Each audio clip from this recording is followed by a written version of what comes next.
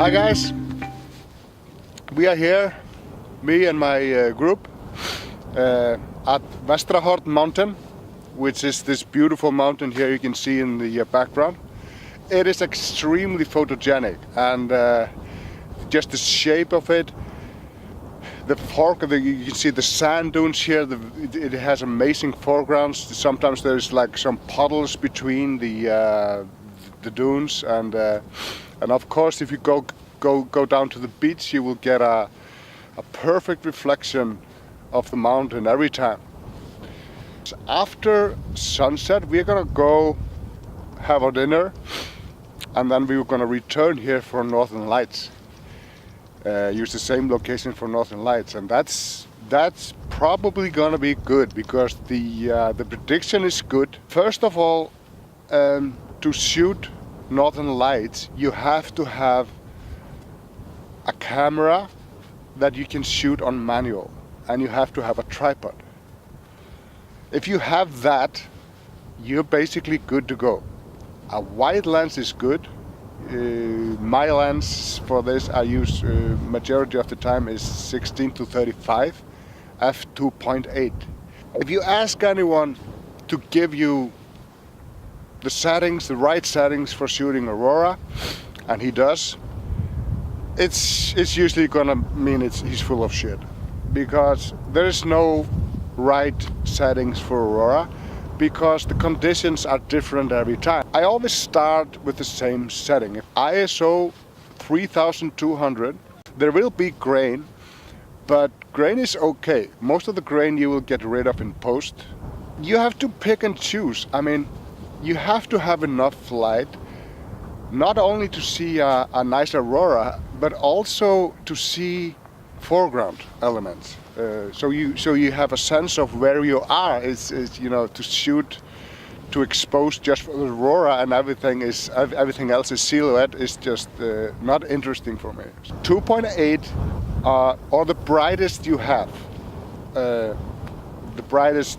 on your lens. So then we just left with speed, and so I start with 5 seconds. You know, if it's way too bright, I will lower the ISO. What I want is to have the speed around 5 seconds.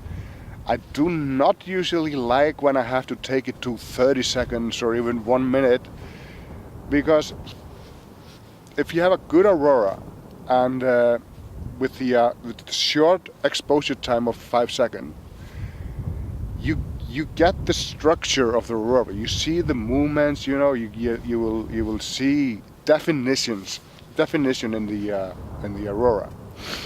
If it's too slow, if it's like 20 seconds or 30 seconds, we'll just see like a blur, a green blur. The most important factor is focus, because if you're not in focus, it's all gonna look bad. You have to focus for affinity just during the daylight, and mark it on your lens where it is. So then you got your right infinity spot. You can also just focus on a distant light. If you're on location and you don't have that, you can focus on the moon if you have moons. Distant car light. There's usually some lights, but you know, in worst case scenario, you don't have the marker on your lens and you don't have any light you can focus on. Somebody has to walk a few hundred meters with his iPhone, and you can focus on that. When you got your settings and your focus is set, do a test shot and zoom in on the stars. You will always see a star. Stars should be tiny and crisp. Check if your focus is right. And if it's not, try it again. When we return here from Northern Lights, it's going to be dark. So it is very wise to have found your spot, scout your spots. Not only you're going to have better results, because looking for a great spot in pitch black is difficult. It also requires the use of lights. And there are going to be a lot of photographers here tonight. Many of them will have those headlights, which is just incredibly annoying. It is so unnecessary to have this, especially, you know, in a place like this where the parking lot is really close to the place, and it's not like it's a hike, you know, but you do have to see where you're going, and you do have to find your spot, and so, you know, you just need a cell phone, or if you have a headlight, just shine on, you know, where you're walking. You just have to see your feet, really.